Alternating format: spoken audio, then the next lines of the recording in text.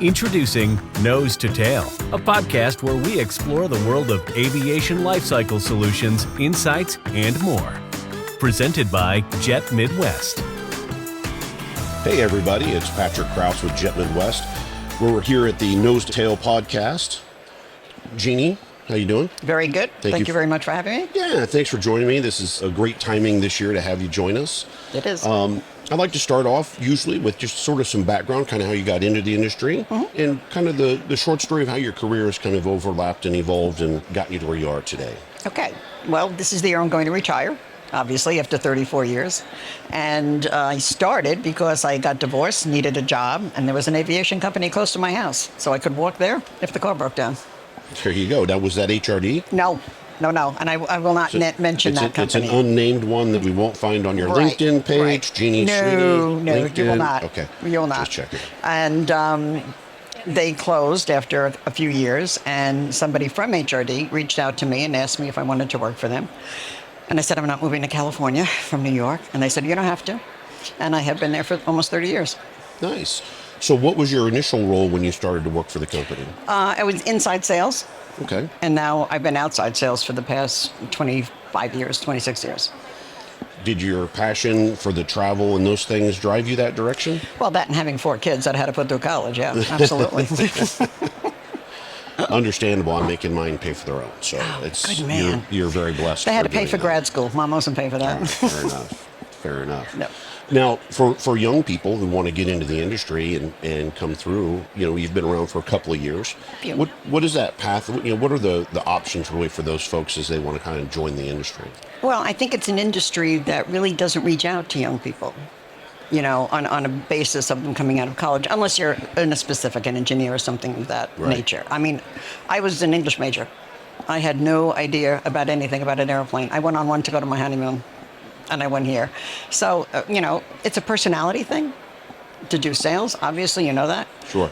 You want to have people who can speak to anybody, regardless of what you're selling. Yeah. And you've just got to be at home and be comfortable with it. And you know that you make relationships, which is what it's all about. Absolutely. You can sit in front of a computer, but you have to have that face-to-face.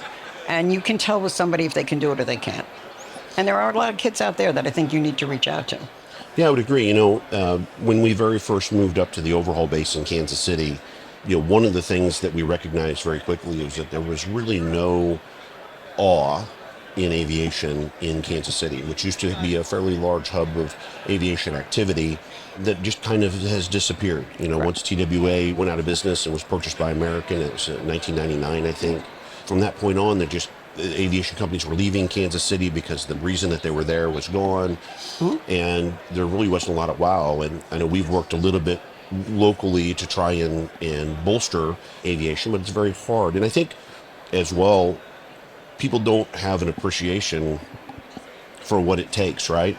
The engineering and all of the people here at the show, tens of thousands of people to make sure your airplane takes off.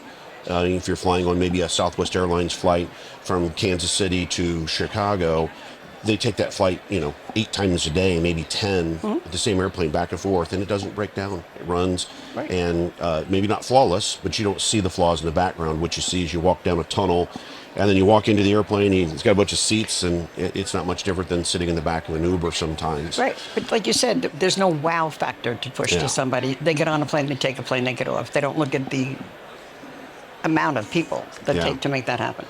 I certainly think it's our obligation as more veteran people in this industry to really make sure that people do kind of get that passion. And appreciate what it takes. Yeah, and I've been pretty lucky, owning our own company. My brother and sister and I have had the opportunity to kind of bring some people through, and some of them worked for us for a while and left, and we've had some great opportunities to have some young people grow up with us a little bit. That's been a good journey. I'm excited to see the next 10 years with those guys. Absolutely. So we talked a little bit earlier, and I always love stories. Aviation, the best stories, some of them we can't tell, right? And so there's always some great stories. So I was curious, maybe some pivotal stories that you could tell us that maybe happened in your career that would be appropriate for our podcast here. Well, the first job that I had, which I said was the company remain unknown, it was great. Everybody was very nice. It was a family-owned business, and went to work one day and went out to lunch, came back from lunch, and we did everything for everybody. We did Air Force One, we did everything. And we had just gotten that week a picture of Air Force One signed by the president. Thank you so much. It was hanging in the lobby. Next thing I see guys in jackets with little abbreviations all over them. And I was married to the NYPD for 20 years. I'm like, that's not good. So they came in and FBI, this, and that. I'm like, and we need the owners, blah, blah, blah.